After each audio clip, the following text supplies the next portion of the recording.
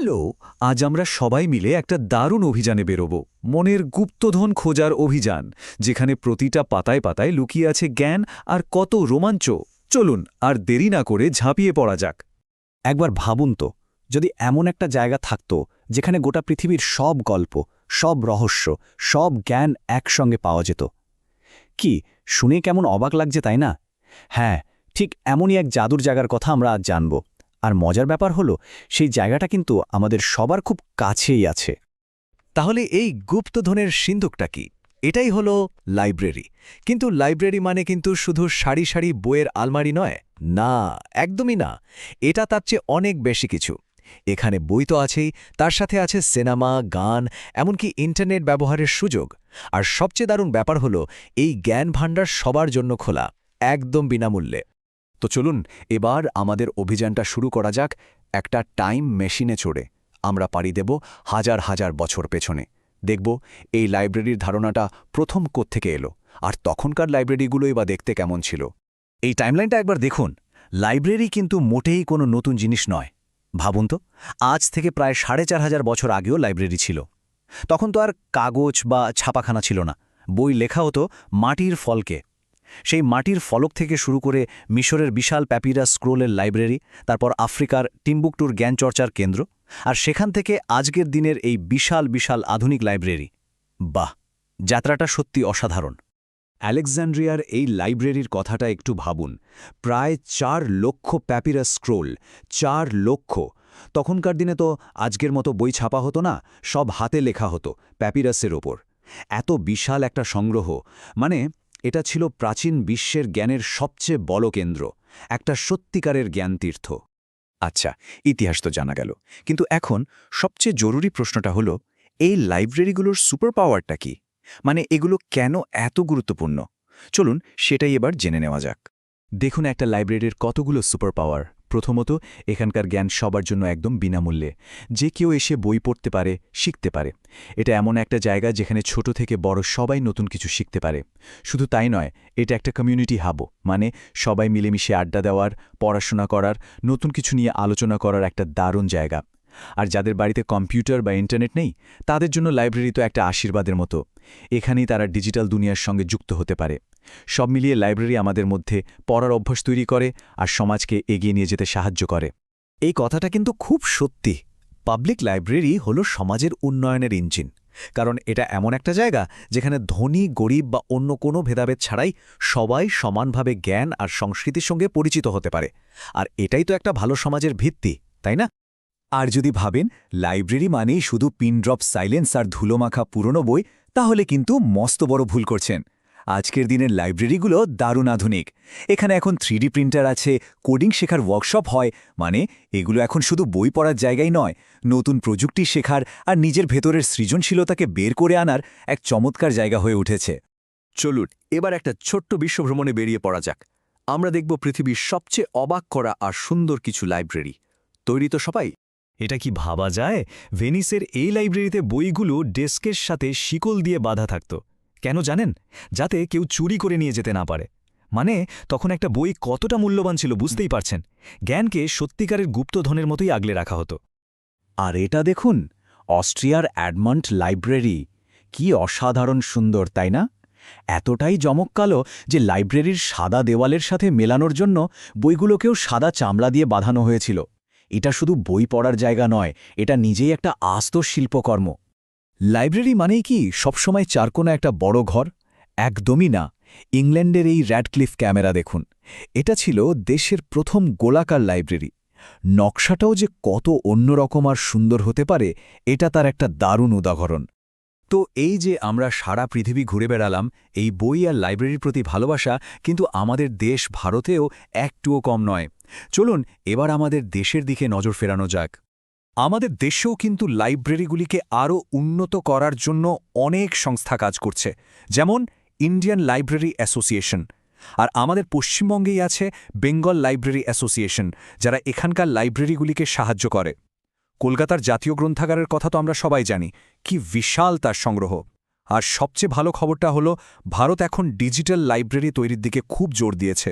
সরকারি সহায়তায় এই কাজটা প্রায় 40% বেড়ে গেছে, মানে এখন আরও বেশি মানুষ ইন্টারনেটের মাধ্যমে বই পড়তে পারবে। এই তো গেল বড় বড় লাইব্রেরির কথা। আচ্ছা, এবার একটা মজার জিনিস দেখা যাক, কি করে সবাই মিলে নিজেদের জন্য একটা ছোট্ট ব্যক্তিগত ডিজিটাল লাইব্রেরি তৈরি করে ফেলতে পারে। হ্যাঁ, একদম নিজেদের কম্পিউটারে বা মোবাইলে। ব্যাপারটা কিন্তু খুবই সোজা, মাত্র 3টে ধাপ। প্রথমত সংগ্রহ করা, মানে ইন্টারনেটে কোনো ভালো লেখা, ইবুক বা স্কুলের নোট পেলে সেটা সেভ করে রাখতে হবে। দ্বিতীয়ত সেগুলোকে সুন্দর করে সাজিয়ে রাখা, যেমন পড়তে হবে বা স্কুলের প্রজেক্টের মতো ট্যাগ দিয়ে গুছিয়ে রাখা যায়। আর তৃতীয় ধাপে যখন যা দরকার সার্চ করে সঙ্গে সঙ্গে খুঁজে নেওয়া। ব্যাস, তৈরি হয়ে গেল নিজেদের ডিজিটাল গুপ্তধনের সিন্দুক। আর এর সবচেয়ে বড় সুবিধাটা কি জানেন? স্কুলের যে কোনো প্রজেক্ট বা হোমওয়ার্কের জন্য তথ্য খুঁজে বের করাটা অনেক সহজ হয়ে যায়। মোটা মোটা বইয়ের পাতা উল্টানোর দরকার নেই, শুধু একটা ক্লিক আর দরকারি সব তথ্য চোখের সামনে। আসলে প্রত্যেকটা লাইব্রেরি কিন্তু একটা নতুন অভিযানের শুরু। তাহলে আর দেরি কেন? কাছের কোনো লাইব্রেরিতে একবার ঘুরে আসাই যায়, অথবা আজই শুরু করা যেতে পারে নিজের ডিজিটাল লাইব্রেরি তৈরির কাজ। কারণ প্রতিটি বই, প্রতিটি পাতা একটা নতুন জগতের দরজা খুলে দেয়। আমাদের পরবর্তী আবিষ্কারটা কি হতে চলেছে সেটা খুঁজে বের করার মধ্যেই তো আসল রোমাঞ্চ। লাইব্রেরি, এই শব্দটা শুনলেই কি ছবি ভেসে ওঠে বলুন তো? সারি সারি ধুলোমাখা বইয়ের তাক, নাকি তার চেয়েও অনেক বেশি কিছু? আজকে আমরা ঠিক এই লাইব্রেরির অবিশ্বাস্য জার্নি নিয়ে কথা বলবো। মানে সেই প্রাচীন পুঁথি থেকে শুরু করে কিভাবে এটা আজকের ডিজিটাল হাব হয়ে উঠল, পুরো গল্পটা শুনব। যদি আপনার মনেও প্রথম ছবিটাই ভেসে ওঠে, তাহলে কিন্তু ধারণাটা একটু বদলানোর সময় এসে গেছে। কারণ আজকের লাইব্রেরি মানে শুধু বই ধার করা জায়গা একদমই না, এটা এখন জ্ঞান, প্রযুক্তি আর কমিউনিটির এক জীবন্ত কেন্দ্রবিন্দু। আজকালকার লাইব্রেরিগুলো তো রীতিমতো মেকার স্পেস বা বলা যায় উদ্ভাবনী ল্যাবে পরিণত হয়েছে। ভাবছেন তো এই মেকার স্পেস জিনিসটা আবার কি? আরে এটা এমন একটা দারুণ জায়গা যেখানে 3D প্রিন্টার, লেজার কাটার বা কোডিংয়ের মতো আধুনিক প্রযুক্তির সঙ্গে যে কেউ সরাসরি কাজ করার সুযোগ পায়। ভাবা যায়? আর এখানেই শেষ না, এটা এখন একটা প্রাণবন্ত সামাজিক কেন্দ্রও বটে। এখানে কত কিছু হয়, যেমন ধরুন বিভিন্ন ওয়ার্কশপ, চাকরির প্রস্তুতিতে সাহায্য করা, এমনকি ছোটদের জন্য মজাদার গল্পের আসরও বসে।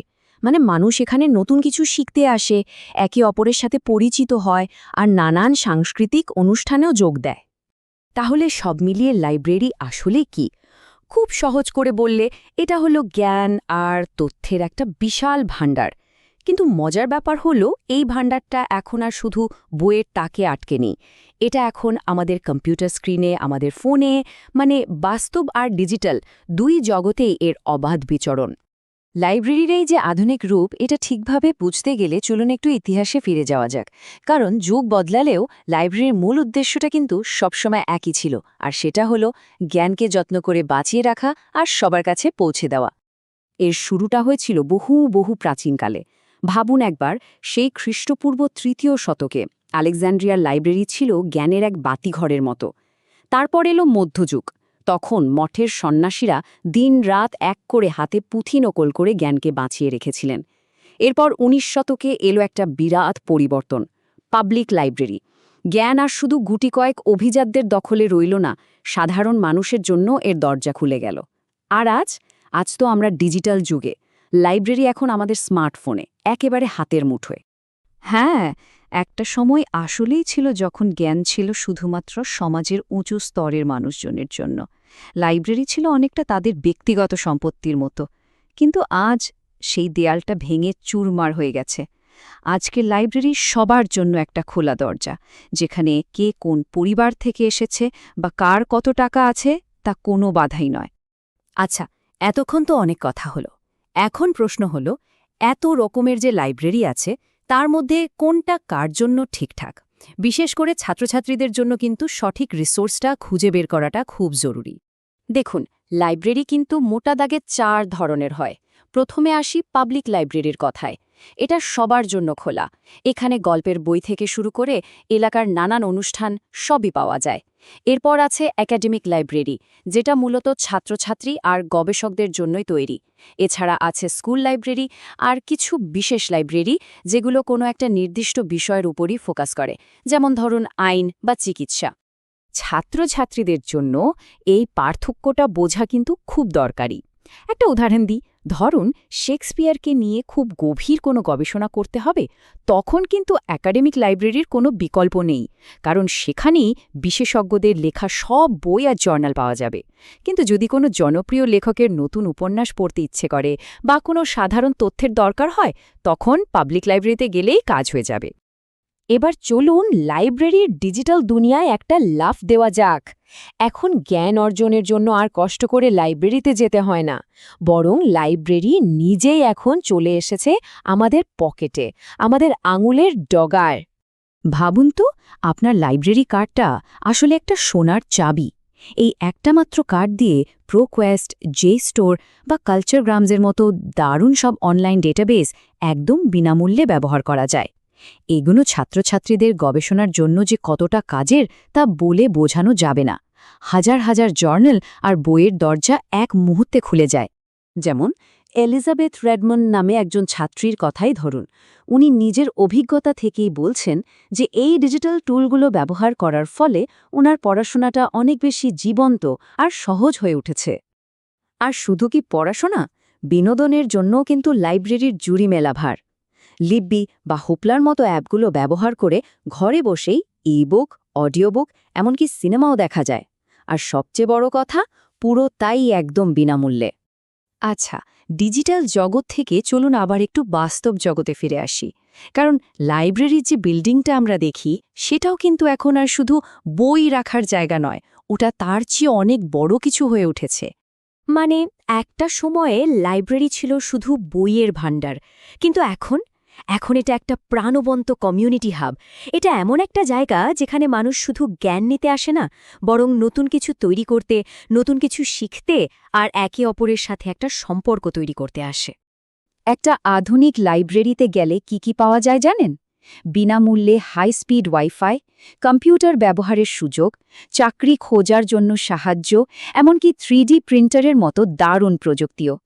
সব মিলিয়ে এটা এমন একটা নিরাপদ আশ্রয়, এমন একটা সামাজিক কেন্দ্র যা সমাজের সব স্তরের মানুষকে দুহাত বাড়িয়ে স্বাগত জানায়। এই সংখ্যাটার দিকে একবার তাকান, 17 মিলিয়নেরও বেশি। এটা কিসের সংখ্যা জানেন? এটা শুধু মার্কিন যুক্তরাষ্ট্রের লাইব্রেরি অফ কংগ্রেসের মোট আইটেমের সংখ্যা। একবার ভাবুন তো, লাইব্রেরিগুলো জ্ঞানের ঠিক কতটা বিশাল ভাণ্ডার হতে পারে, যা এক প্রজন্ম থেকে আরেক প্রজন্মান্তরে আমাদের সভ্যতাকে এগিয়ে নিয়ে যায়। তাহলে এই পুরো আলোচনার সারমর্মটা কি দাঁড়ালো? এটাই যে লাইব্রেরি সময়ের সাথে নিজেকে অসাধারণভাবে বদলে নিতে পেরেছে। এটা মানব ইতিহাসের এমন একটা প্রতিষ্ঠান যা সব সময় সমাজের প্রয়োজন বুঝে নিজেকে মানিয়ে নিয়েছে। সমাজের চাহিদা যেমন যেমন বদলেছে, লাইব্রেরিও ঠিক তেমন করেই নিজের ভূমিকা পাল্টেছে। এর কাজ এখন আর শুধু বই ধার দেওয়ার মধ্যে আটকে নেই, এটা এখন স্থানীয় ব্যবসাকে সাহায্য করে, ডিজিটাল জ্ঞান বাড়াতে সাহায্য করে, আর নানান সংস্কৃতির মানুষকে এক ছাদের নিচে এনে একটা সুন্দর সমাজ গড়তে সাহায্য করে। মাটির ফলকে খোদাই করার লেখা থেকে শুরু করে আজকের ক্লাউড স্টোরেজ, লাইব্রেরি কিন্তু এক লম্বা পথ পাড়ি দিয়েছে, সবসময় প্রযুক্তির সাথে কাঁধে কাঁধ মিলিয়ে চলেছে। এখন প্রশ্নটা হলো, এই যে কৃত্রিম বুদ্ধিমত্তা আর ভার্চুয়াল রিয়ালিটির যুগ আসছে, এই যুগে লাইব্রেরির ভবিষ্যৎ কি হতে চলেছে? আপনার কি মনে হয়? এটাই হয়তো এখন ভাবার বিষয়।